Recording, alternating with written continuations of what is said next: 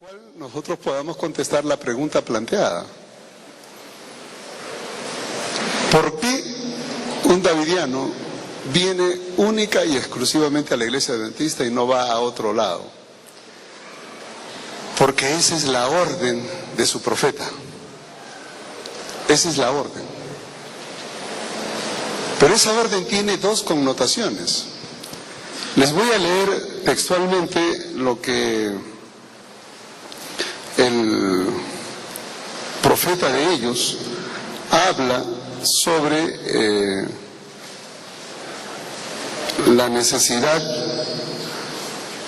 de quedarse en la iglesia adventista.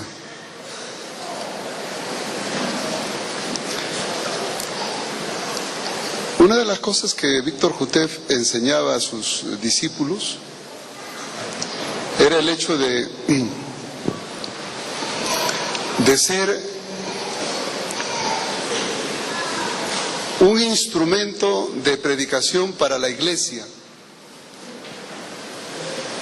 Y la única forma como ellos podían tener acceso a la iglesia era quedándose dentro de la iglesia. Ellos no podían salir, no podían irse a otro lado, porque si salían, no podían entonces regresar otra vez a predicar. Víctor Jutef le decía a sus instructores: si ustedes salen de la iglesia adventista, la misión de predicar se acabó. Porque ¿a quién le van a predicar? Ustedes tienen que quedarse en la iglesia adventista todo el tiempo que puedan. Y ojo, todo el tiempo que puedan, mejor dicho, el tiempo que le permitan estar. O sea, que no es por ellos, sino depende de nosotros. Todo el tiempo que le permitan, quédense en la iglesia adventista, porque si ustedes salen de la iglesia adventista, entonces ¿cómo van a predicar? ¿Cómo van a amonestar? Los que necesitan ser amonestados son los adventistas. Ella es la iglesia decadente, ellos están en pecado, en apostasía, ellos necesitan ser amonestados. Quédense allí. Si ustedes se salen de allí, entonces, ¿cómo podrán entonces amonestar? Pero la otra cosa que llama la atención es que Jutef tenía un propósito adicional. Él escribía a sus seguidores: si ustedes se salen de la iglesia adventista, cuando la matanza de Ezequiel 9 ocurra y todos los adventistas sean muertos, ¿cómo nosotros podremos reclamar la herencia? ¿Saben qué significa eso? Significaba entonces que él avisoraba el tiempo en que la matanza ocurriría, los únicos vivos serían ellos, y sí que bien vivos, y entonces al morir todos los adventistas, ¿quién se quedaba con las propiedades? Ellos. Cuando uno encuentra estas cosas en los escritos davidianos, uno se sorprende. O sea que aquí hay, como se dice, una agenda escondida. Y entonces, para obligar, o vamos a decir, sugestionar a sus seguidores para que se queden en la iglesia adventista, él tomó Mateo 10. Y en Mateo 10 les dijo, la orden de Jesús es: no vayan a los gentiles, no vayan a los samaritanos, única y exclusivamente vayan a las ovejas perdidas de la casa de Israel. Vayan allí. Por eso es que no se van a mover de aquí. Los davidianos llegaron para quedarse. Esto, si los dejamos. Entonces yo quiero luego mencionar una estrategia para ayudar a estos hermanitos a salir de este lugar. Lo probamos en México, en diferentes lugares. Y a todos mis alumnos en México les decía, miren muchachos, hagan esto y me cuentan, si no funciona lo cambiamos. Pero después de recibir miles de cartas y llamadas telefónicas donde me contaban las experiencias y la emoción que sentían de ver que funcionaba, yo dije, no, pues si funciona, entonces síganlo haciendo. Síganlo haciendo. A algunos no les gusta, pero no es lo que nos guste, es lo que sirva para proteger la iglesia. Eso es todo. Primero les comento esto y luego voy al otro. ¿Qué significa Mateo 10:6? Únicamente a las ovejas perdidas de la casa de Israel. ¿Significa entonces que los discípulos no debían predicar a nadie sino solamente a Israel? ¿Significa que Jesús vino a morir solamente por los israelitas y no por el pueblo, por el mundo entero? ¿Significa que en el ministerio de Jesús Él solo atendió a las ovejas perdidas de la casa de Israel? Aquí hay dos problemas. Yo tengo que primero entender qué significa la frase ir a las ovejas perdidas de la casa de Israel. Eso yo tengo que entender primero. Y el segundo es, ¿por qué le prohibió ir a los samaritanos y a los gentiles? ¿Por qué? ¿Era discriminación? ¿Qué estaba pasando? Y todo eso, por supuesto, enmarcado en el Evangelio de Mateo. Mateo es el único evangelio que cita esto. Ninguno de los otros evangelios cita esta declaración. Es el único.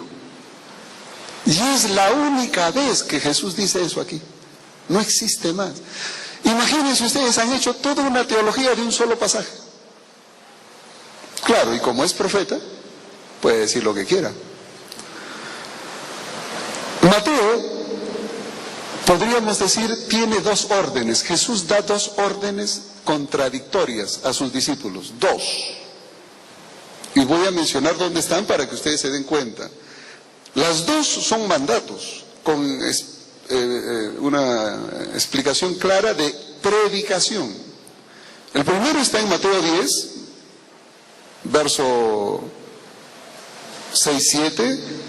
Ir a las ovejas perdidas de la casa de Israel y yendo, predicar, diciendo, el reino de los cielos se ha acercado.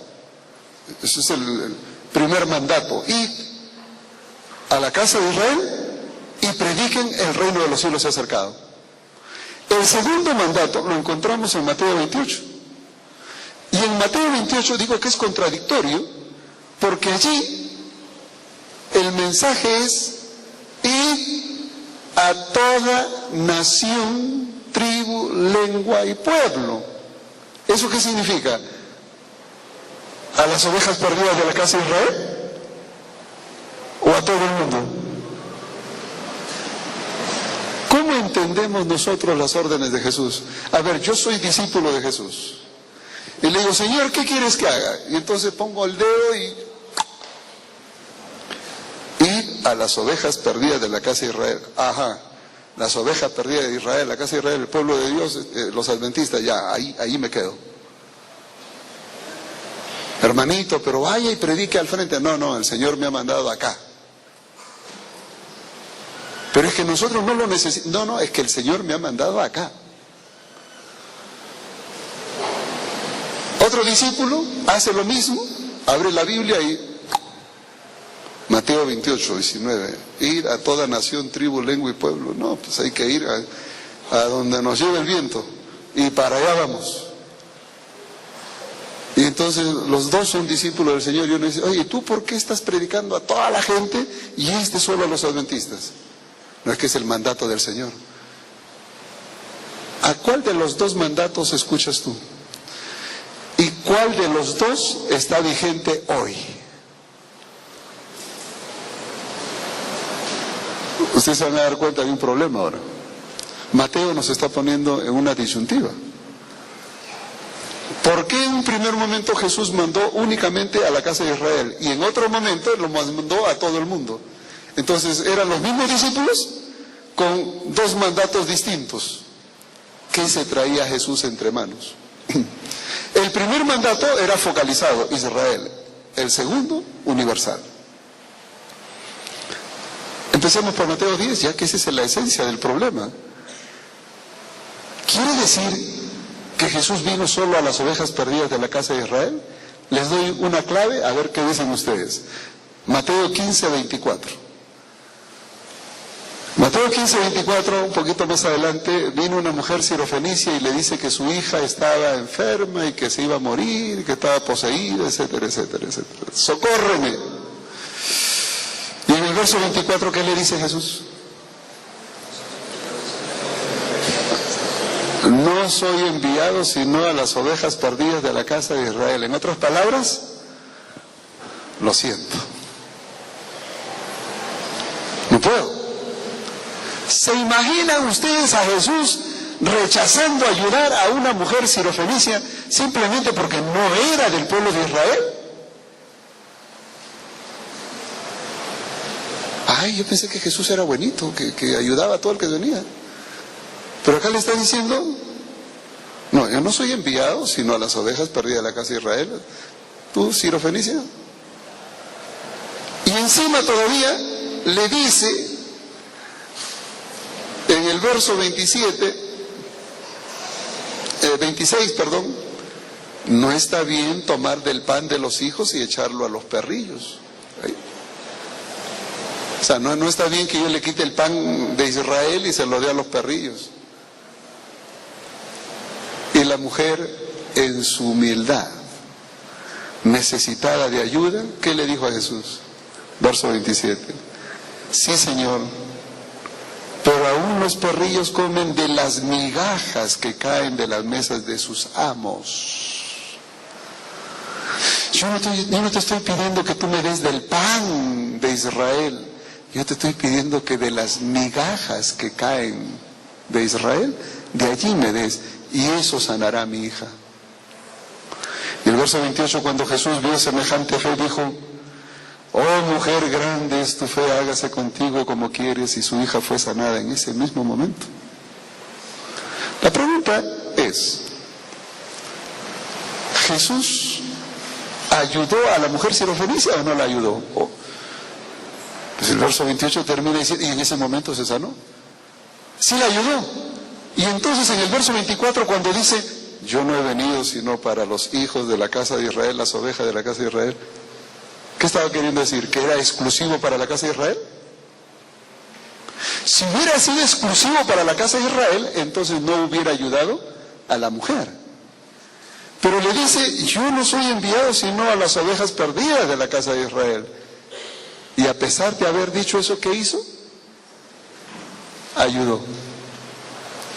Quiere decir entonces que cuando se refiere a las ovejas perdidas de la casa de Israel, no significa que únicamente para ellos Cristo vino, la solución, el evangelio es solo para ellos, no. Pero vamos a un detalle más. En el evangelio de Mateo, ¿el evangelio de Mateo era solo para los judíos? Recuerden que Mateo era un escritor judío escribiendo a una comunidad de creyentes judía. Y entonces aquí pareciera como que la exclusividad es el pueblo de Israel, porque era para judíos. Pero miren ustedes en el capítulo 1 de Mateo. Voy a empezar allí, a ver qué encontramos de novedades en el capítulo 1 y en el verso 5. En el verso 5 encuentro, para mi sorpresa, que en la ascendencia del Mesías, en la ascendencia de David, de donde vendría el Mesías, se encuentra una hermanita llamada Rahab. ¿Y quién era Rahab? Era una hermana de Jericó. No tenía buena fama, pero finalmente creyó en Dios. Y eso es lo bueno, que la Biblia nos habla de gente pero con un estigma social pero horrible, y sin embargo podían ser utilizados por Dios. Y esta mujer fue usada por Dios para proteger a esos dos espías, creyó en el Dios Jehová de los ejércitos, y fue salvada ella y su familia. Y ahora está dentro del linaje de aquellos que vendrían, el rey David y el Mesías. Rahab. Y luego el verso 5 nos presenta a otra hermanita, Ruth. ¿Y quién era Ruth? La moabita, idólatra. Y ahí están. Quiere decir que el Evangelio de Mateo, desde el inicio del Evangelio, presenta a los gentiles tomando parte en la acción salvífica de Dios. Y luego en el capítulo 2, cuando en el verso 2 se menciona a los reyes que vienen de Oriente, es interesante notar que esos reyes que vienen de Oriente vienen con un solo propósito. ¿Cuál? ¿Dónde está el rey de los judíos? No dice nuestro rey, el rey de los judíos. Hemos visto su estrella y hemos venido para adorarle. Encontramos a paganos gentiles venidos de Oriente con la disposición de adorar. Quiere decir entonces que Mateo, desde el mismo comienzo de su evangelio, tiene un fuerte acento evangelístico hacia los gentiles. Miren ustedes en Mateo 5, verso 13 y 14. Dos textos que nosotros conocemos muy bien. Primero Jesús dice en el verso 13, vosotros sois la sal de la tierra. Y en el verso 14 dice, vosotros sois la luz del mundo. ¿Por qué dice sois la sal de la tierra o la luz del mundo? ¿Qué es lo que trae de por medio estos dos elementos? ¿Sois la sal de la tierra?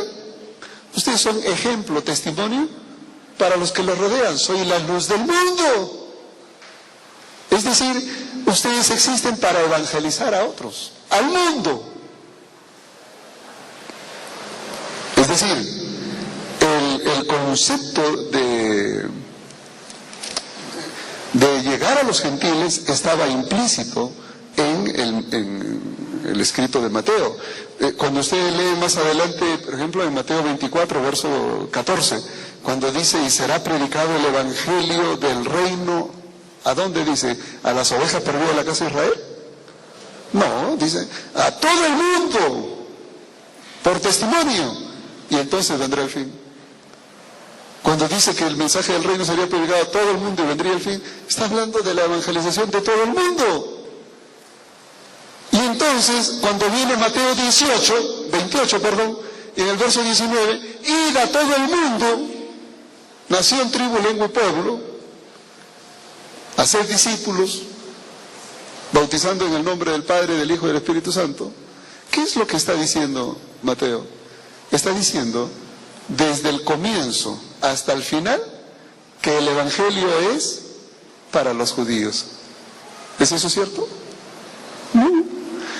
¿Qué profeta de Dios, por favor, qué profeta de Dios va a decir que el Evangelio de Mateo tiene un Evangelio único y exclusivamente para la casa de Israel?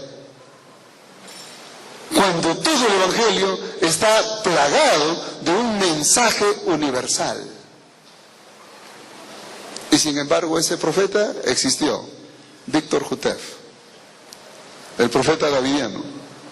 Y él dijo que ese mensaje significa que hay que ir solo a predicarle a los adventistas del séptimo día, nada más. Y aquí están.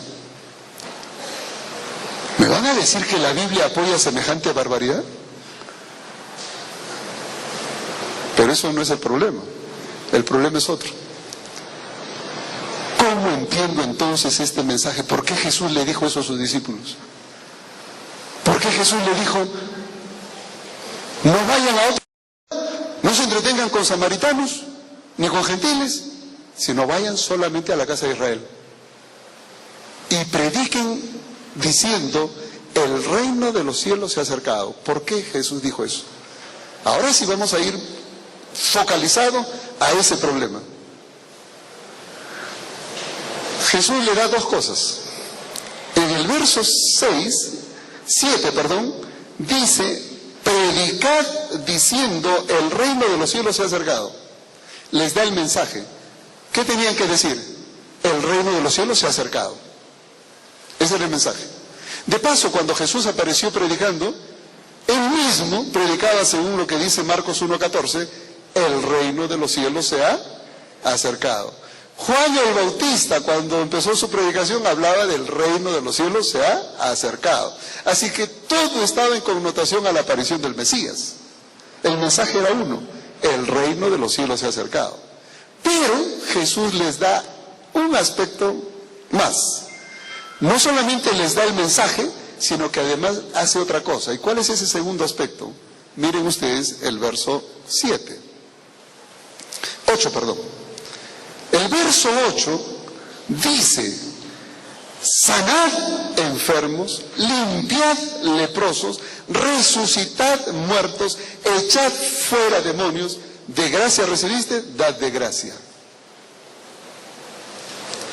Quiere decir que junto con el mensaje, vayan y prediquen, el reino se ha acercado, el reino de Dios se ha acercado, ustedes van a predicar eso y al mismo tiempo van a hacer milagros, van a echar demonios, van a resucitar muertos, van a sanar enfermos, van a hacer milagros.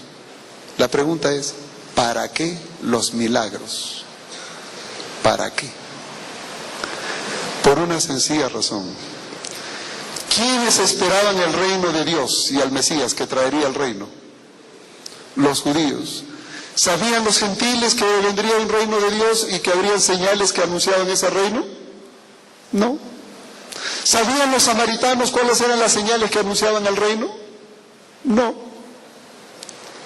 Únicamente los judíos sabían que vendría un reino y habría señales. Entre esas señales, vamos a leer algunas. Miren ustedes, por ejemplo, en Isaías, en el capítulo 35 de Isaías, y luego vendremos un poquito más adelante, al 61. Isaías 35. Observen ustedes, hablando del futuro glorioso de Sión. El verso 4 me gusta porque nos pone en contexto. ¿Cuándo ocurriría esto? Según el verso 4, ¿cuándo ocurriría? Decid a los de corazón apocado, a los desanimados, esforzaos, no temáis. He aquí que vuestro Dios viene con retribución, con pago. ¿Quién viene? Vuestro Dios. Y luego dice, Dios mismo vendrá y os salvará. ¿A quién anunciaban? La venida de Dios, con retribución, con pago, a salvar a su pueblo. No en vano, y no es casualidad que Jesús fue llamado su nombre Jesús, porque Él salvará a su pueblo de sus pecados. Y aquí el verso 4 termina diciendo, Dios mismo vendrá y os salvará. Verso 5, cuando ese Dios venga a salvarnos, algo debía ocurrir. ¿Qué? ¿Qué debía ocurrir según el verso 5? Entonces, esa palabra entonces significa que cuando Dios venga para salvarnos, entonces los ojos de los ciegos serán abiertos, los oídos de los sordos se abrirán, los cojos saltará como un ciervo, cantará la lengua de un mudo. ¿De qué está hablando? Milagros, señales que anunciaban la venida del reino de Dios. Cuando Dios venga, estas señales vendrán. Entonces, los enfermos sanarán, los cojos saltarán como ciervos, los mudos hablarán, los ciegos verán. ¿Cuáles eran las señales? ¿Para qué eran las señales? Las señales eran una evidencia de que el reino de Dios había llegado. Dios había llegado. Ahora ustedes entienden por qué Jesús le mandó a los discípulos, no vayan a los gentiles, No vayan a los samaritanos. No porque no tenga interés. No. Porque el mensaje, el reino de Dios se ha acercado, lo entendían solamente los judíos, a quienes les fueron dadas las promesas, quienes habían recibido las profecías, quienes tenían las escrituras. Ellos lo entendían, ellos lo esperaban y el Mesías estaba por llegar. Es más, el Mesías ya estaba allí presente. Y ahora les dice, vayan, anuncien, el reino de los cielos se ha acercado y hagan milagros. ¿Para qué? ¿Para qué los milagros? Yo soy un discípulo, vengo y les digo, hermanos, el reino de los cielos se ha acercado. ¿Y? No, es que el reino de los cielos se ha acercado. ¿Y? Ese fue el problema de Pablo. ¿Saben por qué Pablo persiguió a la iglesia? ¿Saben por qué Pablo fue celoso? Porque Pablo escuchó que el reino de los cielos se había acercado, que Cristo había resucitado, el nuevo orden de cosas había llegado, y él miró alrededor y dijo, no puede ser, estamos igualito. ¿Qué cambió? Nada. Porque el reino de Dios llegado a la tierra traería un nuevo orden de cosas. El triunfo de Israel, liberación del yugo romano. Eso era lo que tenían en la mente. Pero ahora miren a Pedro, a Juan, y les dicen, hermanos, el reino de los cielos ha llegado. A ver, ¿tú eres mudo? Sí, habla, hijito. ¿Y tú eres sordo? Sí, escucha, hijito. ¿Y tú eres paralítico? Sí, salta. Y la gente ve las señales, ¿y qué dice? Efectivamente, el reino de los cielos ha llegado. ¿Para qué eran las señales? Las señales no era para que los discípulos dijeran, fíjate que yo sí puedo hacer milagros. No, eran una evidencia que acompañaba en la predicación de que realmente el reino de los cielos había llegado. Las señales eran evidencia física de que había llegado el reino de los cielos. Y eso solo lo podían entender ¿quiénes? Los judíos. Si usted iba donde un gentil, el reino de los cielos ha llegado. ¿Cuál reino? No, fíjate, pero las señales. ¿Cuál señales? ¿De qué me estás hablando, hijo? ¿Entenderían el mensaje? No. Por eso es que Jesús no los mandó allá. Le dijo, no se entretengan con los samaritanos ni los gentiles. Vayan única y exclusivamente a la casa de Israel, porque ellos sí saben. Ellos esperan el reino de Dios. Díganle que ya llegó. Y para que les crean, hagan estos milagros. Ahora, un poquito más adelante, miren ustedes en Mateo 11, un poquito más adelante, resulta que Juan el Bautista estaba en la cárcel, versos 1 al 3, y entonces él, como estaba en la cárcel y no lo liberaban, entonces dijo, bueno, 2 de mis discípulos vengan para acá, vayan donde Jesús y díganle, ¿eres tú el que había de venir o esperaremos a otro? Y fueron los discípulos y le dijeron a Jesús, Señor, Juan nos manda a decir, no somos nosotros, Juan nos manda a decir, ¿eres tú o esperaremos a otro? ¿Saben qué significaba eso? Estaba dudando de que Jesús fuese el Mesías, aquel que vio al Espíritu descender, aquel que cuando bautizó a Jesús escuchó la voz del cielo, este es mi Hijo amado, aquel que testificó, yo lo vi, porque el que me envió a bautizar me dijo, en quien veas el Espíritu de Dios descender como paloma, ese es, y yo lo vi, dijo Juan. Y ahora ese mismo Juan estaba diciendo, ¿realmente eres tú o esperamos a otro? ¿Cuál fue la respuesta de Jesús? Jesús no se molestó, tampoco se incomodó, simplemente vio a un hombre que dudaba, y ante la duda de Juan, Jesús le mandó decir, verso 4, id y haced saber a Juan las cosas que oís y veis. Fíjense la respuesta tan simple de Jesús. Vayan y díganle a Juan lo que ustedes oyen y lo que ustedes ven. Ni siquiera dicen lo que yo digo. Fíjense que eso no fue la respuesta de Jesús. No es lo que yo digo, es lo que ustedes ven y lo que ustedes oyen. Y el verso 5 dice qué es lo que ellos veían, qué es lo que ellos oían. ¿Qué es? Verso 5. Los ciegos ven, los cojos andan, los leprosos son limpiados, los sordos oyen, los muertos son resucitados y a los pobres es anunciado el Evangelio. ¿Qué son esos? Señales de que el reino de los cielos se había acercado. Y Jesús le termina diciendo en el verso 6, bienaventurado el que no haya tropiezo en mí, el que no dude. Y Juan escuchó eso. Señor, nos dijo que te digamos lo que vemos y lo que oímos. Y mira, lo que vemos es que los ciegos ven, los cojos andan, los leprosos son limpiados, los sordos oyen, los muertos son resucitados.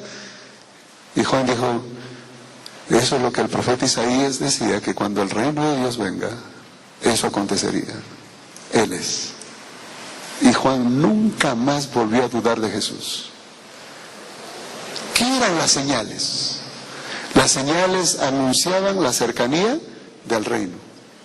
¿Quiénes la conocían? El pueblo de Israel. El pueblo de Israel.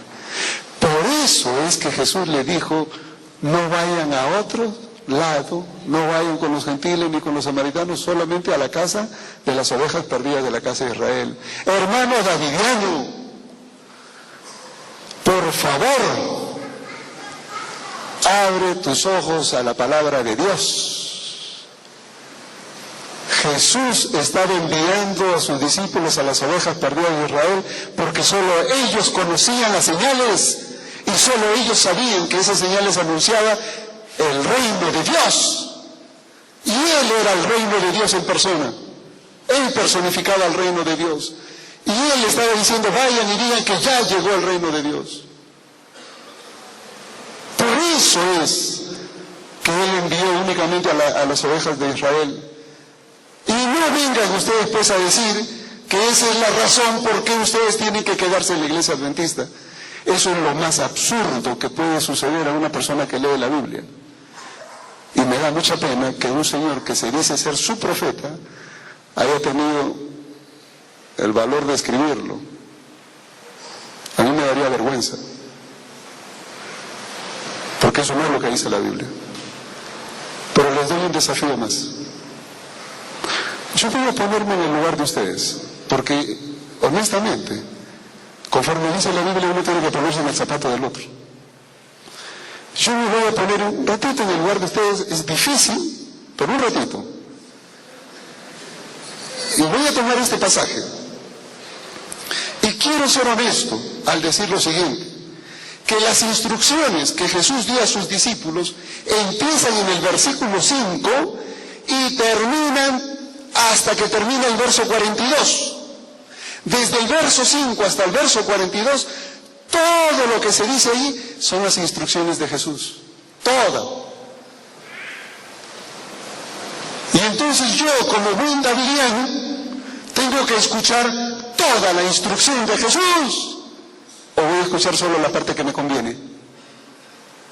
Si soy honesto, tengo que escuchar toda la amonestación de Jesús. Y aquí está el problema. Jesús le dijo, no vayan a samaritanos, no vayan a gentiles, solamente a Israel. Y hagan estas señales.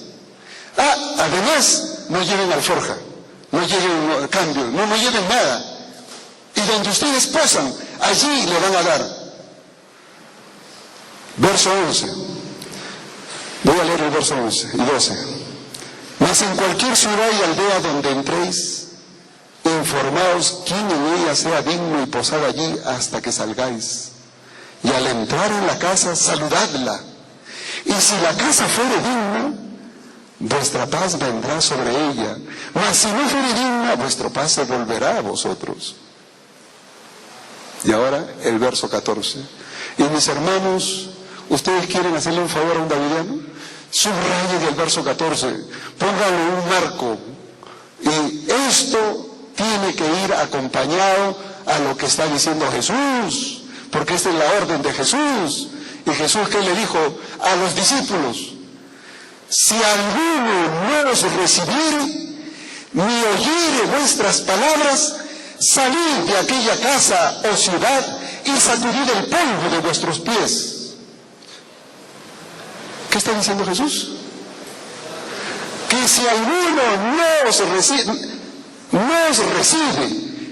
o no oye vuestras palabras, ¿sabe qué significa que no oigan tus palabras? No te quieren oír. ¿Qué dice el Señor? Salid de aquella casa o ciudad. Salgan. Hermano Davidiano, en la iglesia adventista nosotros no queremos oír las barbaridades que enseñas, porque si fueran bíblicas todavía te podríamos soportar, pero no lo son. No la queremos oír. Eso lo hemos hecho claro. ¿Qué te manda el Señor Jesús si eres honesto a lo que dice la Biblia? ¿Qué te manda el Señor Jesús? Que salgas de allí, que salgas de allí. Y si te están diciendo que salgas, ¿por qué te quedas? Es que el Señor me ha mandado a las ovejas perdidas a la casa de Israel. Sí, pero también te ha dicho que si esas ovejas perdidas no te quieren oír, que te salgas. ¿Por qué escuchas la primera orden y no escuchas la segunda? ¿Me estás oyendo?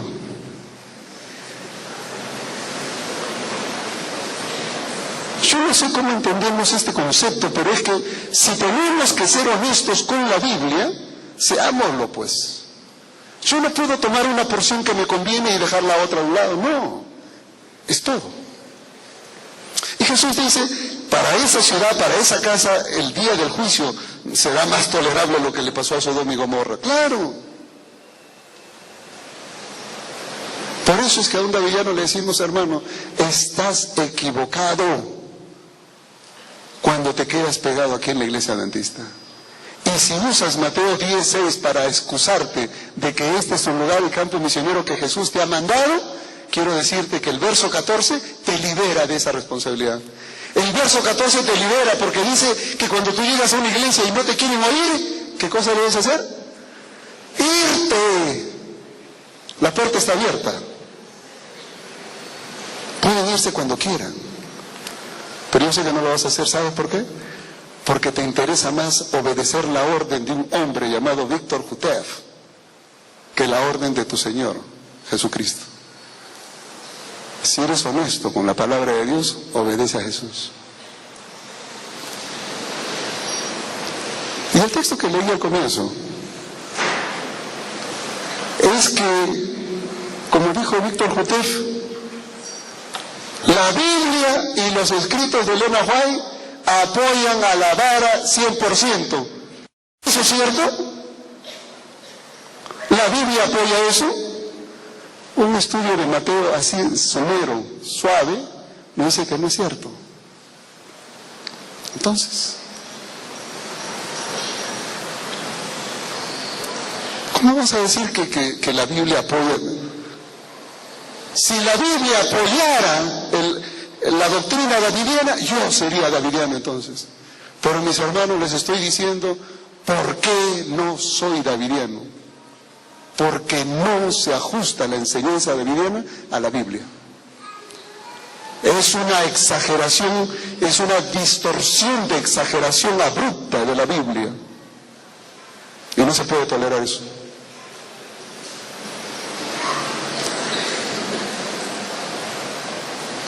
Otro ejemplo. Daniel 2. Daniel 2 dice el profeta Jutev, y si ustedes han recibido el folletito, me imagino que algunos han recibido su folletito, su DVD, le ponen ahí Daniel 2, la estatua de Nabucodonosor, y entonces los hermanos davidianos lo ponen muy bonito, dicen, ¿no? La cabeza Babilonia y los pechos Medo-Persia y la cadera Grecia y las piernas de hierro Roma, y hasta ahí llegamos.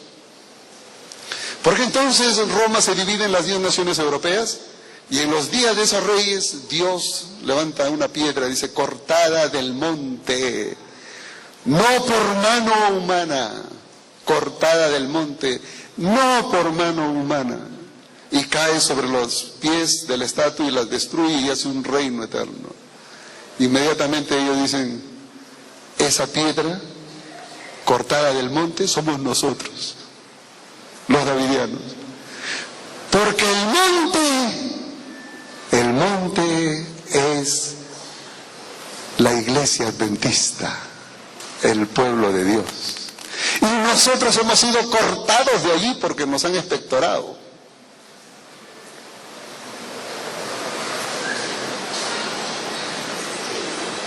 ¿De dónde viene la piedra?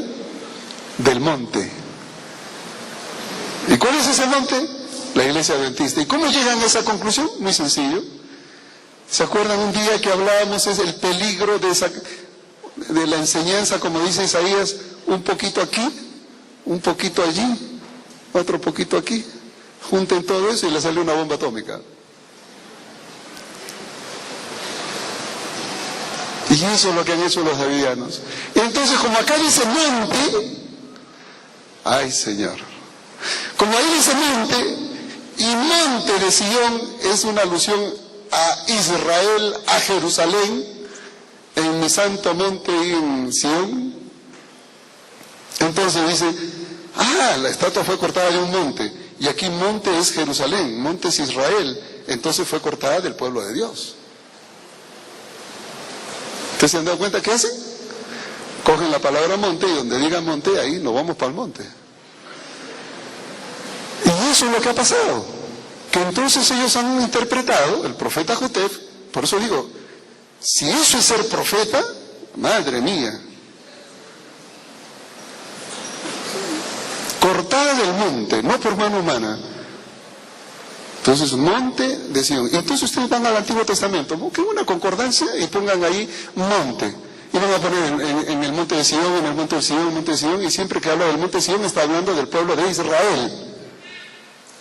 Y como es el pueblo de Israel, es el pueblo de Dios, entonces ellos dicen, los davidianos es ese reino que sale del pueblo de Dios. Por eso es que ellos están seguros de que los davidianos son los 144,000 sellados del pueblo de Dios, de ustedes, los adventistas del séptimo día. Si tú recibes el mensaje davidiano, tú recibes el sello de Dios. Y si tienes la sangre de Israel, de los 144,000. Si no tienes la sangre de Israel, de la gran multitud, pero que te salvas, te salvas. Pero tienes que aceptar el mensaje davidiano, porque el mensaje davidiano, ese es el sellamiento. La pregunta es, hermanos, vamos a leer en Ezequiel para entender un poquito este asunto. A ver, Ezequiel 28.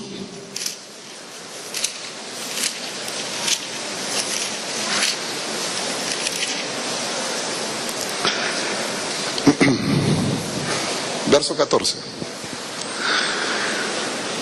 Ezequiel 28:14. Y miren ustedes a qué se está refiriendo Jesús aquí, o el Señor, cuando dice, tú querubín grande y protector. Está hablando aquí de la caída de Lucifer. Tú querubín grande y protector, yo te puse en el santo monte de Dios. Allí estuviste en medio de piedras y de fuego te paseabas. ¿A qué se refiere el santo monte de Dios? ¿A Israel? ¿A Jerusalén? ¿A qué se refiere? Está hablando de la morada celestial. La Biblia usa el santo monte de Dios para referirse al lugar celestial. Y usa la expresión el monte de Dios el santo monte para referirse también al monte de Sión, al monte donde está Israel. A esos dos elementos se refiere. La pregunta es, en Daniel 2, cuando dice que la piedra fue cortada del monte, ¿a cuál de los dos se refiere? ¿Que la piedra fue cortada de Sión, Jerusalén, Israel? ¿O la piedra fue cortada de los atrios celestiales? ¿Cómo sé yo cuál es cuál? ¿Cómo puedo determinar? Porque aquí la expresión monte de Sión, y en otros lugares igual, se refiere a el cielo, la morada celestial. Los davidianos han elegido a través de su profeta decir que ese monte de Sión, ese monte al que se refiere, del cual fue cortada la piedra, es la iglesia adventista, es el pueblo de Dios. Si ellos quieren creer eso, ese es su problema. Pero si nosotros seguimos la secuencia de Daniel, voy a pedir que abramos en Daniel capítulo 2, observen ustedes el asunto del contexto. El verso 34, perdón. En el verso 34, observen ustedes cuando dice, estabas mirando hasta que una piedra fue cortada no con mano e hirió la imagen en sus pies de hierro y de barro cocido y la desmenuzó, etcétera, etcétera. Verso 45, la interpretación. De la manera que viste que del monte fue cortada una piedra, no con mano, la cual desmenuzó el hierro, bronce, barro, la plata y el oro, el gran Dios ha mostrado al rey lo que ha de acontecer en lo porvenir, y el sueño es verdadero y fiel es su interpretación. De la misma manera que viste del monte fue cortada una piedra, ¿qué ha hecho Dios? Ha mostrado al rey lo que ha de acontecer. ¿Qué está diciendo en el contexto inmediato? Que Dios es el que pone y quita reyes. Que aquí las imágenes, las partes de las imágenes, los metales, significan los reinos. Dios es el que obra las circunstancias y Él es el que permite uno u otro rey, es el que pone y quita reyes. Y de la misma manera que viste que una piedra fue cortada del monte, así Dios te ha mostrado lo que va a hacer, lo que va a suceder. Él está hablando de la forma como Dios conduce los hechos de manera sobrenatural en la historia de la humanidad, y no está hablando aquí del pueblo de Dios en ningún momento. Díganme en el capítulo 2, ¿de dónde sacan ustedes que está hablando del pueblo de Israel? ¿Dónde existe siquiera un indicio para decir que el pueblo de Israel está acá prefigurado? No existe. Déjenme leer con ustedes en 2 de Pedro capítulo 1. A ver.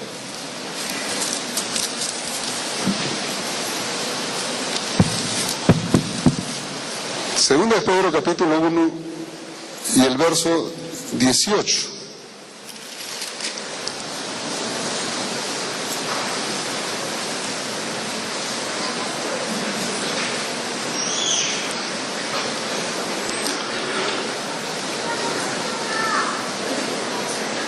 Miren lo que dice Dios ahí.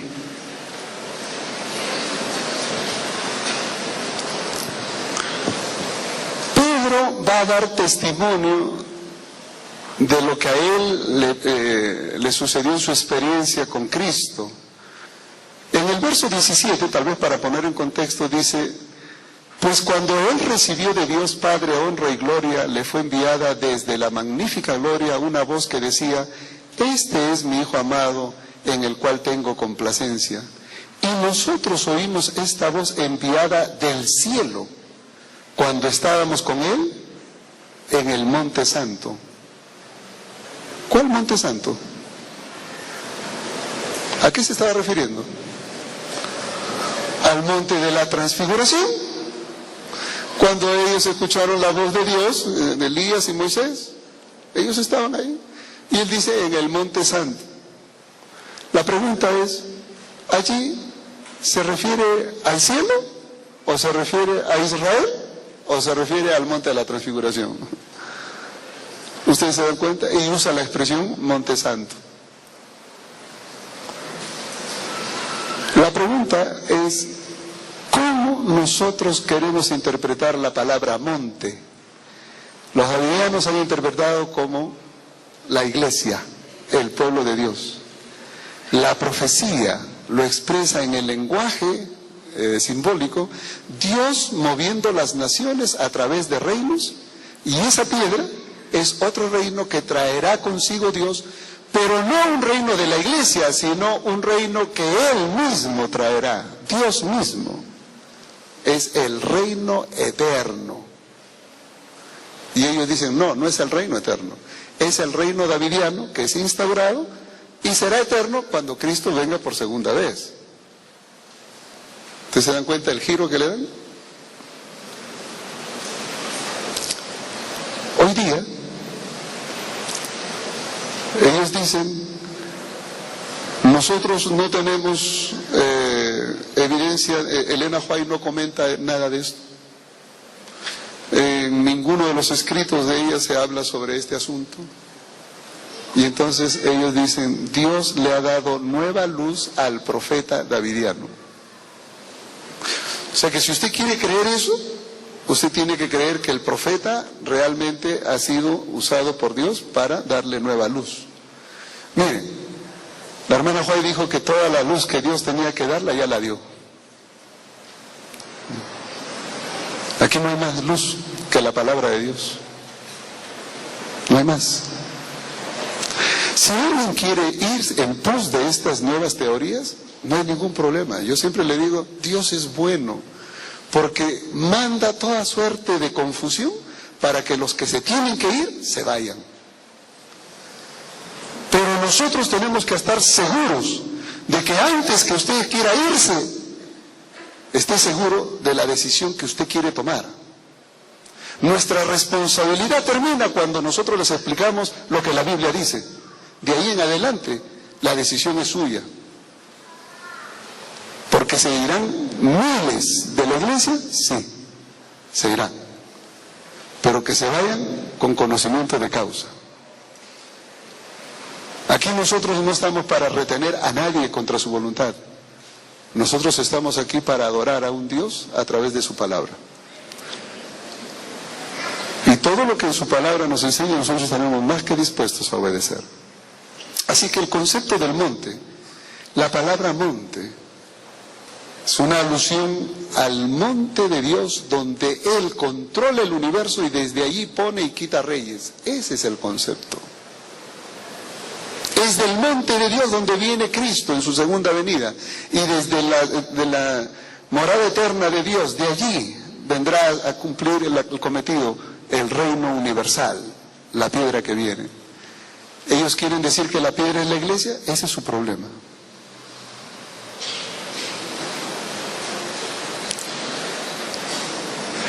En cuanto a la matanza de Ezequiel 9, ¿qué podemos decir en cuanto a la matanza de Ezequiel 9? Una vez comentábamos aquí, la matanza de Ezequiel 9 se volverá a repetir. La hermana White dice que sí, se volverá a repetir, sí. Porque la matanza de Ezequiel 9 se cumplió en el cautiverio babilónico. Por supuesto que sí. ¿Cuándo se volverá a repetir? Cuando aquellos que no hayan recibido el sello de Dios, porque recuerden ustedes que antes de la matanza final, del Armagedón final, habrá un sellamiento. Y los 144,000 son sellados, ¿no? Y mañana nosotros estudiaremos un poquito el tema de los 144,000 sellados. Y a partir de ahí miraremos otro de los problemas que tienen estos hermanos. Pero esos sellados Esos 144,000 sellados son los que reciben vivos al Señor. No verán la muerte. Es un número simbólico. Estarán vivos. Tendrán el sello de Dios en la frente, en la mano. Quienes no tengan el sello de Dios, es decir, que en la venida de Cristo no hayan recibido el sello de Dios, no sean parte de los 144,000, ellos participarán de esa otra matanza. Y esa otra matanza la ejecutará Dios mismo, porque Él vendrá. Y el Apocalipsis y los diferentes libros de la Biblia señalan que cuando Cristo venga, muchos dirán: Señor, ¿no?, a las rocas caed sobre nosotros, porque queremos que nos oculten de la gloria de aquel que viene sentado en la nube de los cielos. Habrá una gran matanza. Y Apocalipsis 19 habla de eso. Apocalipsis 19, cuando se menciona los redimidos que son invitados a la cena de bodas del Cordero, aquellos que reciben al Señor, están contrapuestos frente a otros. Si ustedes miran en el verso 6, Apocalipsis 19, 6 al 9, ustedes encuentran allí una invitación. Gocémonos, alegrémonos, porque han llegado las bodas del Cordero y la esposa se ha preparado. Y el verso 9 dice: bienaventurados los que son llamados a la cena de bodas del Cordero. Estas son palabras verdaderas de Dios. Hay una cena de bodas para todos. Los redimidos vendrán allí, aquellos que sean resucitados y aquellos que estén vivos en ocasión de la venida de Cristo, sí. Pero el verso 15 en adelante se habla de una matanza que ocurre, y ahí viene el verbo de Dios, Cristo mismo, cabalgando en caballo blanco, viene para herir la tierra. Y desde el verso 15 en adelante se habla del derramar la ira de Dios sobre esta tierra, sobre el pecado. Y los pecadores, por supuesto, que son containers de pecado, serán destruidos por causa de eso. Este es el Rey de Reyes, Señor de Señores, que dice el verso 16, dice el verso 17 y 18: vi a un ángel que estaba en pie en el sol y clamó a grande voz, diciendo a todas las aves que vuelan en medio del cielo: venid y congregaos a la gran cena de Dios. Mientras que hay una cena de bodas del Cordero donde estarán los redimidos, aquí Dios invita a las aves del cielo a otra gran cena. Y el verso 18, ¿cuál es el menú? Para que comáis carnes de reyes, de capitanes, de fuertes, carnes de caballo y de sus jinetes, carnes de todos, libres, esclavos, pequeños, grandes. Y vi a la bestia y a los reyes de la tierra y a sus ejércitos reunidos para guerrear contra el que montaba el caballo y contra su ejército. Aquellos que luchan contra Dios serán derrotados por Cristo mismo, y de sus carnes la comerán las aves del cielo. Esa es la matanza de Ezequiel 9 en ocasión de la segunda venida de Cristo. ¿Se repetirá? Sí. ¿Con aquellos que no tienen el sello de Dios? Sí. Pero son aquellos que quedaron marginados de la salvación por su decisión propia de no recibir el sello del Espíritu Santo, de no ser dignos adoradores del Señor. De eso está hablando. No está hablando aquí de que hay una nueva luz y que si tú no la recibes, no recibes sello. ¿Dónde en la Biblia, por favor, dónde en la Biblia dice que el sello de Dios es el mensaje davidiano? ¿Dónde? Esa es una fábula inventada por el amigo Jutef.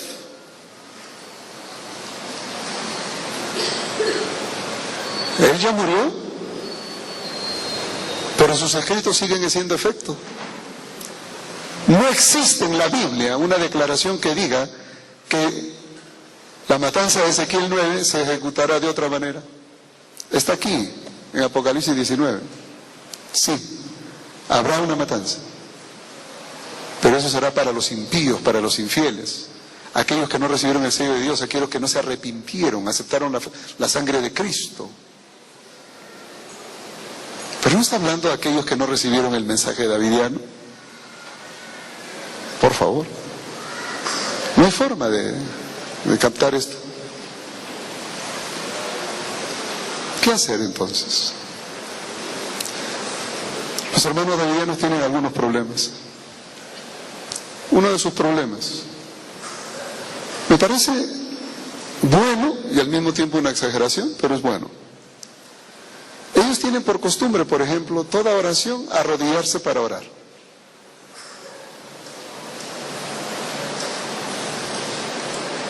Y la hermana Huay dice que en todo momento que nosotros podamos, debiéramos arrodillarnos para orar. O sea, no está mal. En nuestra liturgia, por ejemplo, algunas oraciones son de pie, otras son de rodilla. Los davidianos critican el hecho de que se ore de pie.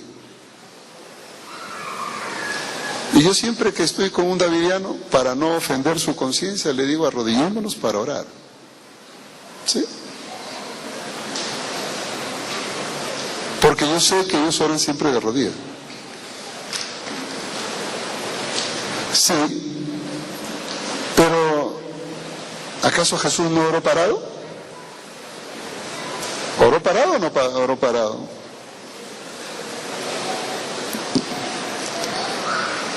Cuando estuvo frente a la tumba de Lázaro, ¿en qué momento se arrodilló Jesús? Y sin embargo, ustedes leen ahí en Juan 11, 41, 42, a Jesús decir, Padre, te doy gracias porque siempre me oyes. No es que yo dude de ti, sino lo digo por causa de estos incrédulos que están aquí. ¿No? Estaba orando al Padre, pero estaba parado. Entonces hay que tener cuidado. Sí, en todas las ocasiones que podamos arrodillarnos para orar, hagámoslo. Es una señal de reverencia, es correcto. Pero eso no quiere decir que esté mal orar parado, orar sentado. Porque Elena Huay también oró sentada. Elena Huay también oró parada. Entonces, pero ellos han adoptado un estilo de vida un poquito raro.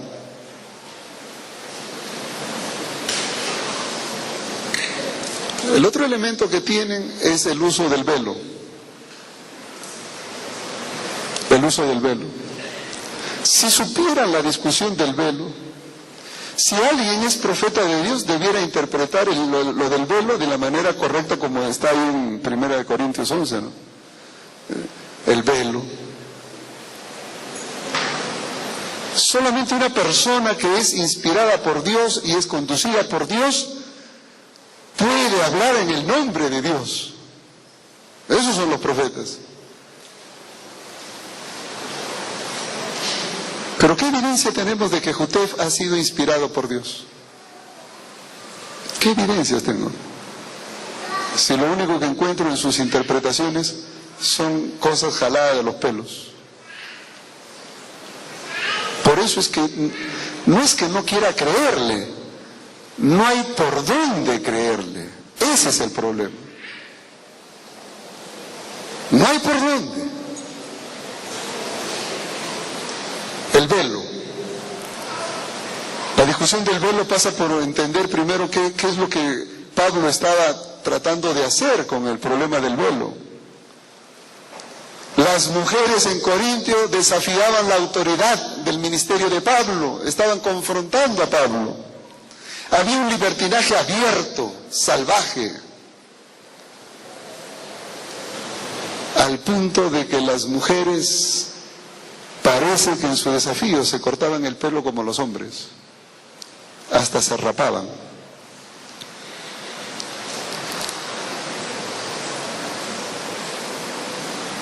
Y entonces Pablo en ese contexto le dice, ¿no saben a las mujeres que su cabello le es velo?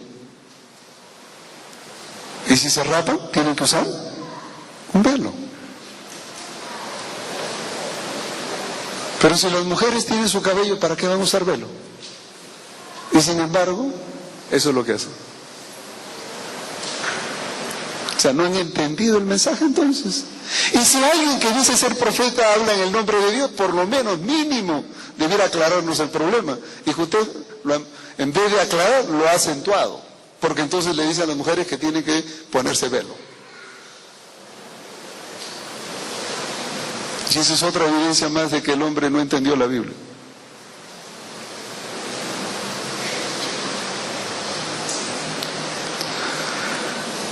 ¿Qué hacer entonces? Les voy a decir qué hay que hacer cuando un davidiano viene a la iglesia. Y lo digo con cariño, pero ya mis alumnos saben que yo siempre hablo con cariño, ¿no? Es decir, para mí con cariño no significa decir mentiras, es decir, las cosas como son. Mira, hermanito, tienes cáncer y te vas a morir mañana, pero con cariño te lo digo, ¿no? O sea, algunos piensan que porque uno le habla con cariño le tiene que engañar. No. Miren, hermanos, pongan atención. ¿Ustedes quieren lidiar con el problema davidiano de una manera saludable? Yo les recomiendo, y le digo esto lo que se puso en práctica en México. A algunos no les gustó. Yo recuerdo que una vez en Tijuana estuve, frontera con California, estuve dando un congreso de laicos y expresé mi inquietud. Y hubo un abogado allí de por medio que me dijo, no, que eso era inconstitucional. Yo le dije, mira hermano, le digo, yo no discuto que sea inconstitucional o lo que quiera. Lo único que a mí me interesa es que la iglesia tenga un arma para defenderse. Si usted conoce algo mejor, con todo su conocimiento de leyes, ayúdeme. Y entre tanto no haya otra forma, pues sigamos para adelante. ¿Por qué? Porque le dije, hermanos, cada vez que ustedes identifiquen a un davidiano, háganlo público a la iglesia. Háganlo público. Haciendo lo siguiente. Llega un davidiano, búsquense a un diácono o a un anciano o dos de esos bien, ¿no?, que tengan un poco de calistenia para levantar peso, y siéntenlo al lado o detrás del hermano davidiano. Y mi hermano, usted mira a esa parejita que está diciendo, usted se sienta al lado de ellos, vaya con otro, si quiere acompáñese, y usted no se les despega hasta que toda la iglesia se haya ido. Ya cuando no haya nadie, ahí lo deja. Usted tiene que estar ahí. Ese es su trabajo. Pero ahí empieza el asunto, no es que ahí termina, no, empieza. Y entonces lo sentamos ahí. Y le digo, usted me hace un reporte de todo lo que hace o diga. Tome nota. Muchas de las cosas que dice son bonitas. Porque si hay una cosa que los davidianos saben, es la escuela sabática, se la saben de memoria, muy bien estudiada. Por eso es que ellos estudian bien para que lleguen a la iglesia y como participan, y los hermanos que no estudian, como de costumbre, dicen, ay hermano, usted sí sabe, venga, enseñe usted, y le dejan, y ellos pasan de visitas a ser líderes en la iglesia, y de ahí se atraen la amistad de los hermanos, y no pasa nada. El trabajo de los davidianos no es dentro de la iglesia, es allá afuerita, pero empieza adentro. ¿Saben cuándo? Ganándose la amistad de los hermanos aquí adentro, figurando como que ellos saben la lección, ellos saben de la Biblia y ellos pueden enseñarte. Cuando sales afuera, dice, hermano, nosotros estamos haciendo un grupo pequeño, le gustaría, podemos llegar a su casa, estudiar la Biblia. Ah, usted es el hermano que dio la lección, sí, véngase. Y se lo van, y cuando se meten a su casa, tiene el lobo dentro, ¿no? Después les voy a dar a hablar de este hermano. Ahorita, déjenme terminar. Les digo lo siguiente, hermanos. Observen ustedes. Cuando nosotros encontremos a un davidiano, pongámosle un guardaespaldas y luego digámosle a la iglesia, hermanos, damos la bienvenida a todas nuestras visitas.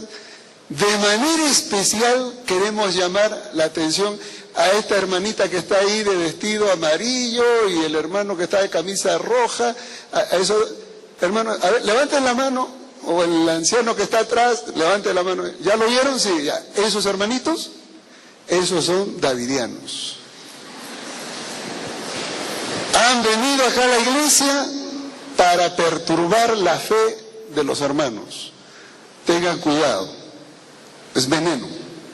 Pero nosotros hemos puesto allí un par de guardianes para que los sujeten, para que no les hagan daño. Así que estos hermanos van a estar todo el tiempo con ellos para hacerles recordar que ellos son lobos vestidos de oveja. Y están aquí. Una cosa sí les garantizo, hermanos. Una vez que los davidianos son identificados en la iglesia y todo el mundo sabe que son davidianos, se retiran. Y cuando ellos se dan cuenta que no tienen cómo engañar, simplemente se van y mandan a otros. Ellos tienen ya un catálogo, ¿no? En esta iglesia ya me conocen, en este ya me conocen, en este ya me conocen, así que ve tú aquí, ve tú allá, y se cruzan. Por eso es que la iglesia debe estar apercibida. Y hermanos, que no les dé pena decirle a la gente, ellos son davidianos. Son gente buena, que vienen con nobles intenciones, pero traen veneno para aquellos creyentes adventistas. Porque es la verdad. Nosotros no estamos injuriando a nadie, simplemente estamos diciendo la verdad. Pero nunca maltratemos a nadie, mis hermanos. Yo he encontrado lugares, hay hermanos, en México al menos, estuve presente en iglesias donde un poco más y se le van a golpes. O sea, es una cosa muy seria. Y yo le dije, hermano, esa no es la forma. No, esa no es la forma. Nosotros como hijos de Dios necesitamos primero tratar a nuestros hermanos con cariño, con respeto. Sabemos que están equivocados, ese es su problema, nosotros tenemos que proteger a la iglesia, pero no podemos maltratarlos. Y luego me dirigí a ellos y les decía, mire hermanos, yo me voy a quedar 5 minutos más aquí, voy a tratar de contener a estos hermanos que están furiosos. Si ustedes se quedan más tiempo es su problema, pero yo me voy. Y esos hermanitos no esperaban, se iban. Hasta el día de hoy, todas las personas y los pastores en México que han puesto en práctica este punto de poner guardaespaldas, diáconos, para identificar a los davidianos y quedarse con ellos todo el tiempo, y cuando salen fuera, ellos están ahí, y cuando los hermanos se acercan, le dicen, son lobos vestidos de ovejas, no se olviden. Y entonces no le dan opción a invitarse a ninguna casa. Entonces los davidianos optan por irse y mandan a otros. Y hay que seguir. Si ha llegado un tiempo cuando los diáconos tienen, o las diaconisas tienen una función especial, es este tiempo donde los pastores tienen que organizar su iglesia para detectar movimientos raros. Cuando usted ve una visita por allí, un poquito media rarita, no tenga temor en ir y decirle, hermano, yo se los he dicho muy claramente, hermano, ¿de qué iglesia nos visita? De la iglesia tal. ¿Es en esta iglesia donde usted da sus diezmos? Y lo miro a los ojos. Y si no da diezmo en esa iglesia, quiere decir, usted no es adventista. Ya. Porque todo adventista sabe que sus ofrendas y diezmos la da en una iglesia donde pertenece. Y conoce al pastor, conoce al tesorero. Si me dicen tal iglesia, le digo, ¿cómo se llama el pastor? Y lo que hago es ubicar a alguien de la administración que me ubique al pastor y preguntarle si ese hermano realmente pertenece ahí. ¿Y sabe con la sorpresa que me he dado? Que esos hermanos se saben los nombres de los pastores donde eran miembros de iglesia, los siguen usando como gancho. Pero cuando uno llama al pastor y dice, ah, sí, ese hermano lo defraternizamos por davidiano. Ah, le digo, está aquí visitándonos. Ya, gracias. Entonces, operación diácono.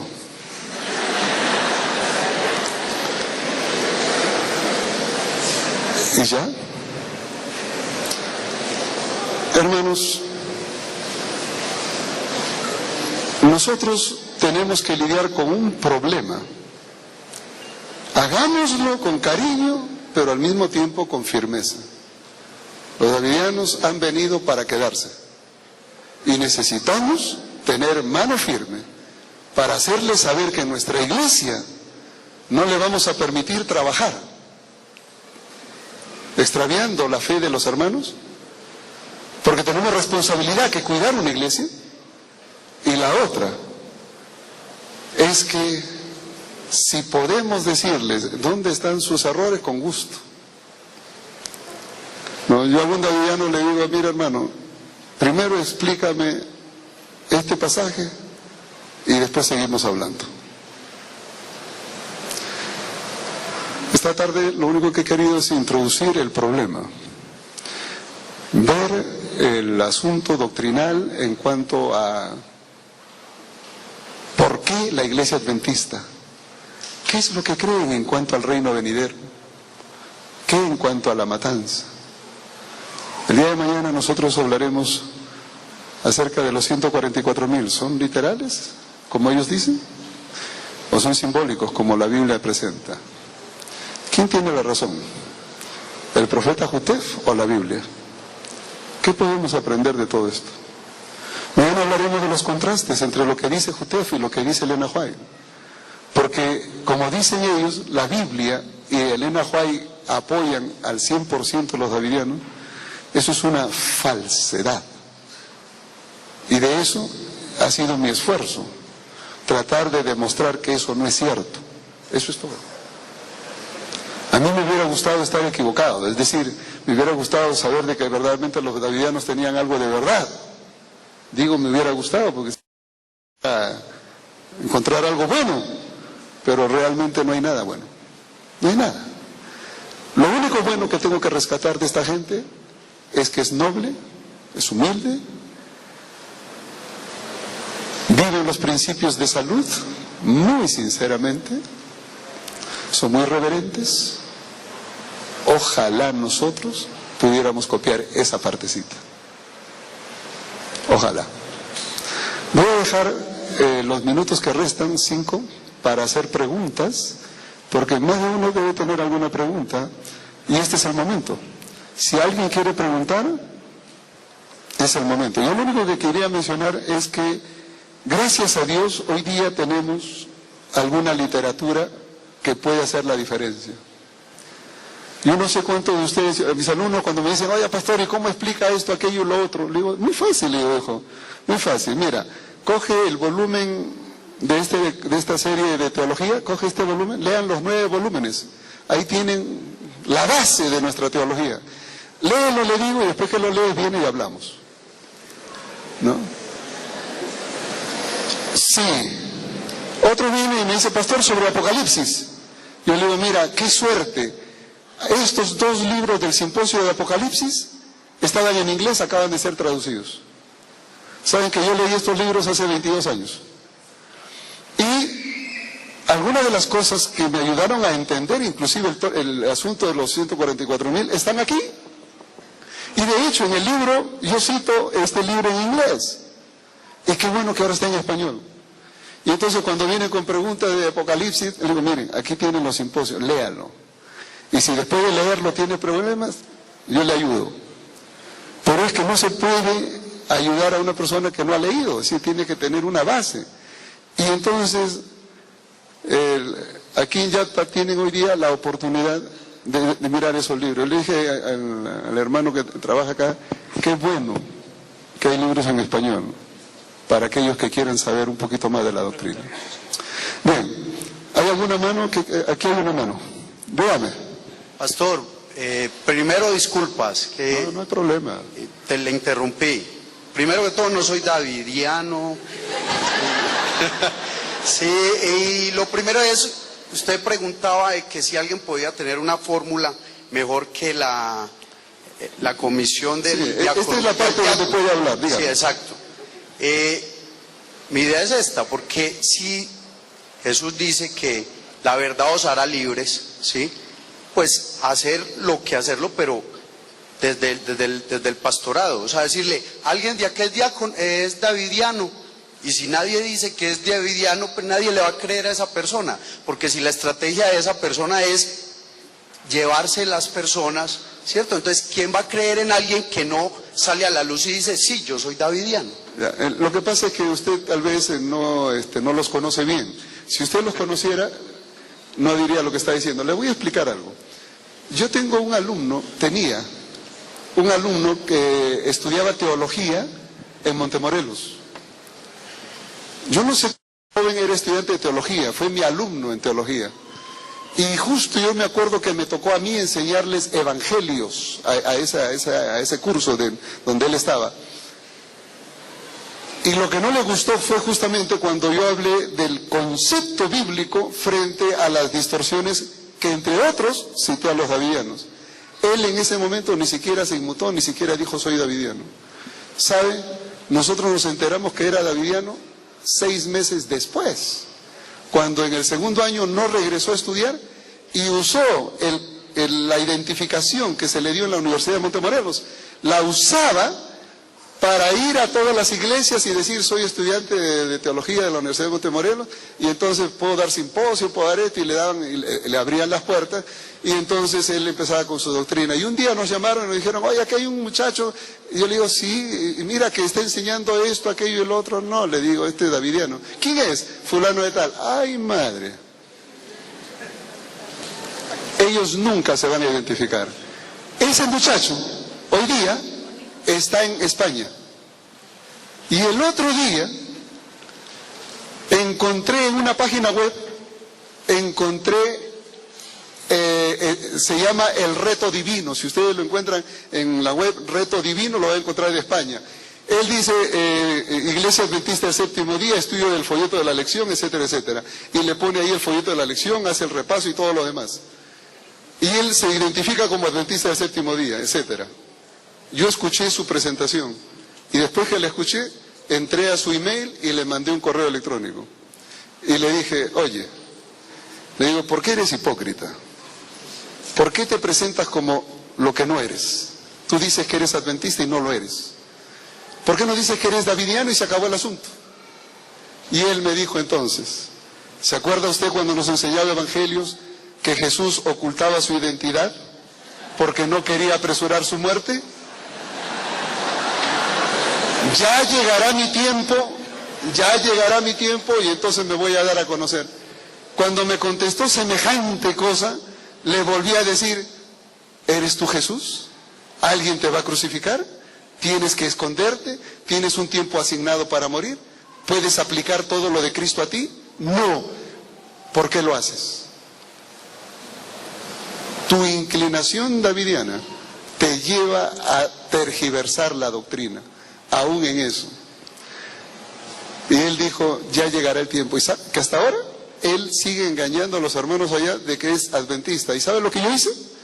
Transferí todas las emails que yo le mandé a él y la respuesta que él me dio, se las mandé al pastor allí en Madrid y le dije, tome cuidado porque este hombre davidiano hoy día está identificado allá. Ellos no se van a identificar, nunca. Le digo, hermanos, ¿cuántos son davidianos? Levanten la mano. Yo sé que no la van a levantar. Tendría que ser un novato y de esos bien novatos. Pero la pregunta es, si esa persona no se identifica en público, obviamente cuando llegue a dar las enseñanzas a las otras personas en privado, pues la gente no le va a creer, va a decir, pero ¿cómo así? No te identificaste. Lamentablemente nuestra iglesia no se preocupa de eso, hermano. Nuestra iglesia, cualquier persona que viene y te trae algo bonito que escuchar, le abre la puerta, lamentablemente. ¿Hay alguna otra inquietud? Sí. Pastor. Dígame. Pastor, hablaba de dos grupos, pues, principales, los conservadores, el bloque conservador. ¿Y los radicales? Sí, y el liberal. La diferencia que daba es de Ezequiel 9, que unos afirman que la matanza la van a efectuar los ángeles y otros ellos mismos. Aparte de esa diferencia, ¿qué otra grande doctrina difieren esos grupos? Bueno, ellos tienen variantes, no solo ellos, sino diríamos que entre grupo y grupo hay diferentes opiniones. Algunos creen que el rey David será el mismo rey David resucitado, traído de nuevo a vida, que el que reinará en el reino davidiano. Y otros dicen, no, no será el mismo rey David, sino otra persona que cumplirá el rol del rey David. Aún en eso están un poquito confundidos. Otra idea es el asunto de Elías. Algunos piensan que Víctor Jutef es el Elías.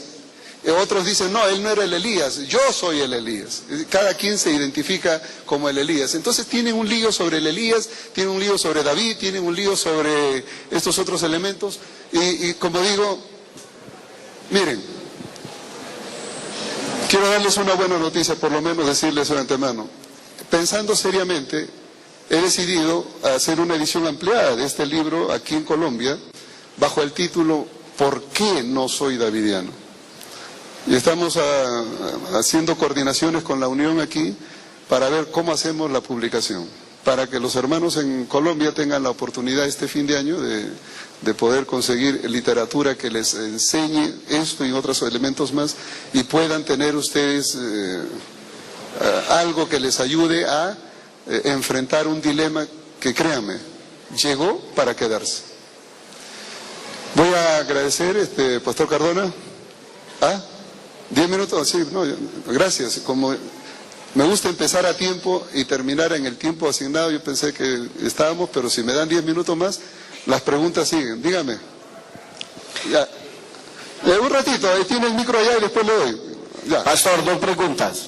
¿Por qué ellos se toman como iglesia adventista siendo Reforma? ¿Por qué no tienen otro nombre fuera adventista? Segundo, ¿por qué ellos dicen que los diezmos sobre los diezmos y ofrendas y que ellos lo están dando? Bueno, en mi casa hay una persona de esas. Sí.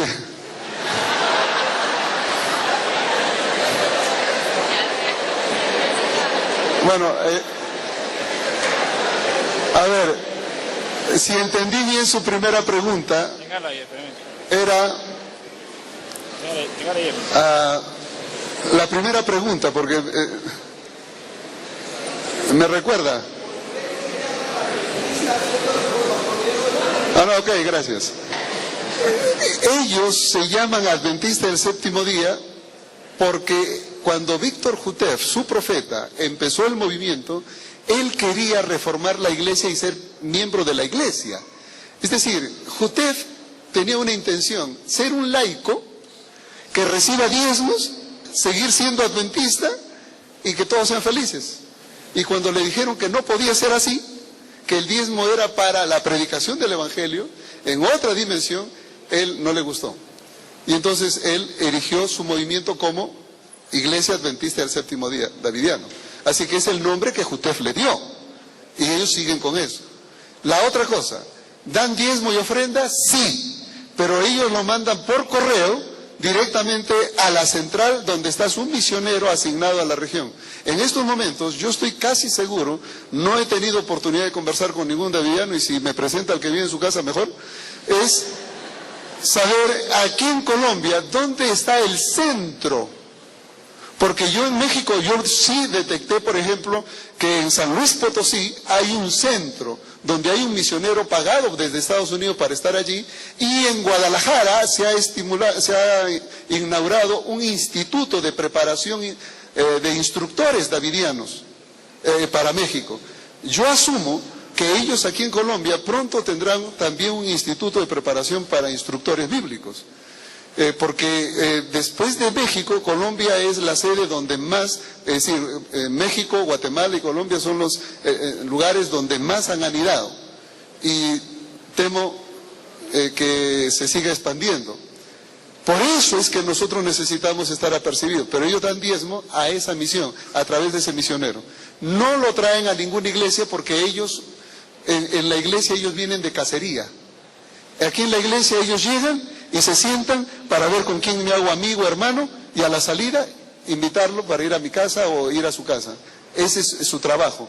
El diezmo y la ofrenda lo dan directamente por correo a la misión donde ellos están o al misionero que está asignado. Y ellos reciben por correo también su recibo de tesorería. Pastor, Aquí el hermano tenía una pregunta denle el micrófono. Sí, dígame. Pastor, usted en un comienzo hablaba de que en parte la iglesia tiene responsabilidad porque es tierra abonada por, digamos, la falta de conocimiento de los miembros de algunos temas. Yo alguna vez escuché una historia de cómo les enseñan a los empleados bancarios a reconocer los billetes falsos. Ajá. No es mirando los billetes falsos, sino que les enseñan a reconocer muy bien los verdaderos, para que cuando llegue un falso inmediatamente lo detectan.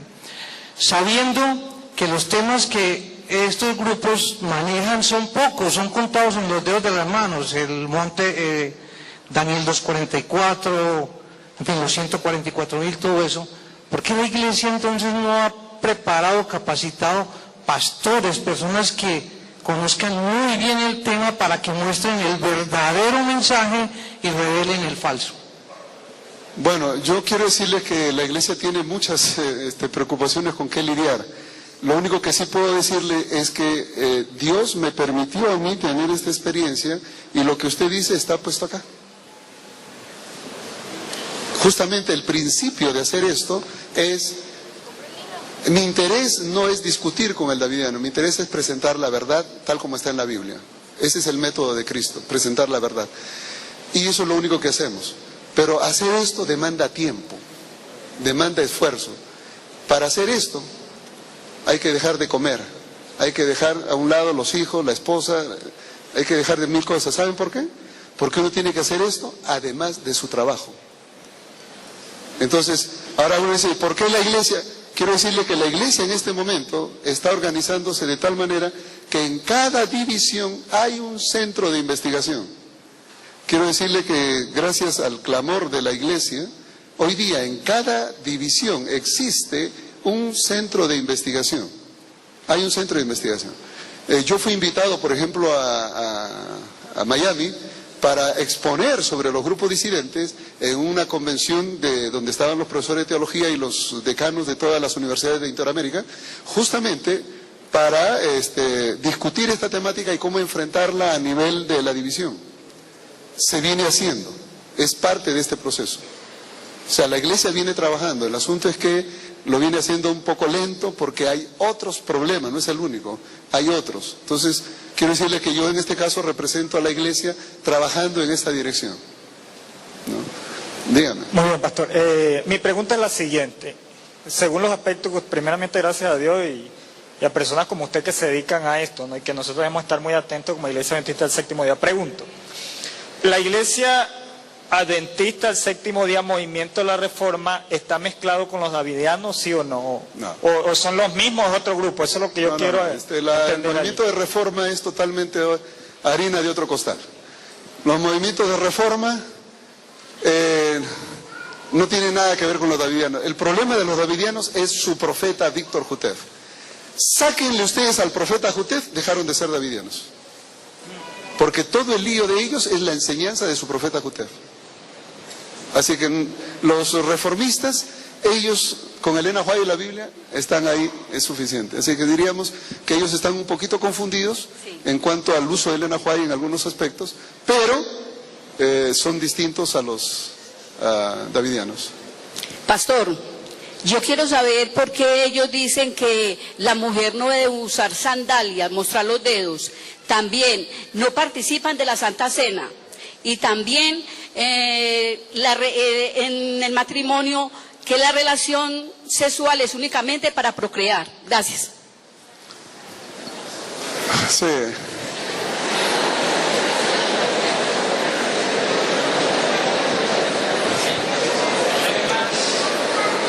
Gracias. Miren, en cuanto a lo que la hermana acaba de mencionar, los davidianos son muy rescatados en su manera de vestir. A una persona davidiana se la reconoce rapidito, porque si es mujer, la falda la va a tener por acá, bien abajo. Entonces yo veo a una muchacha por ahí con minifalda de la rodilla para arriba, digo, usted no es davidiana ni a balas. O sea, no hay por dónde. O sea que son muy rescatadas. En esa misma dirección, ellos hablan de que los zapatos deben estar cubriendo los dedos. Dicen, lo que menos se muestre, mejor. El asunto allí es el exhibicionismo. Entonces, ellos para combatir el exhibicionismo dicen, no sandalias, no esto, no lo otro, ni siquiera esas blusas que tienen manga, ¿cómo se llama? Esas que ustedes saben, pues, que no tienen manga. Disculpen, yo no sé esa. Entonces, ellos simplemente dicen, no son adecuados, ¿ok? En cuanto a la cuestión sexual y su vida marital, miren, hasta ese punto yo lo único que puedo decir es lo siguiente. Los hermanos davidianos son puritanos, ¿no? Son puritanos a la misma usanza antigua. Para ellos el tiempo se detuvo en su manera de ser, porque esa es la enseñanza de su profeta. A mí me gustaría más bien que nosotros miremos esto mismo, pero desde la perspectiva bíblica, ¿no? ¿Qué enseña la Biblia al respecto de cada cosa? Yo creo que por ahí sería mejor. Pero cuando la hermana pregunta, ¿por qué? La única respuesta que le puedo dar es porque su profeta les ordena así. Lo que acabo de decir hace un momento, quiten la enseñanza de Jutef, de los davidianos, y ellos dejan de hacer todo lo que están haciendo. Porque es la enseñanza de su profeta el que les ha dado el matiz. Todo lo que los davidianos hacen es lo que Víctor Jutef les ha enseñado. Y desgraciadamente lo único bueno, rescatable de toda la enseñanza davidiana es que son reverentes adoradores y tienen la reforma pro salud bien en serio. Y eso es digno de imitar, solo eso. Que el Señor los bendiga. Bueno, el tiempo se nos acabó.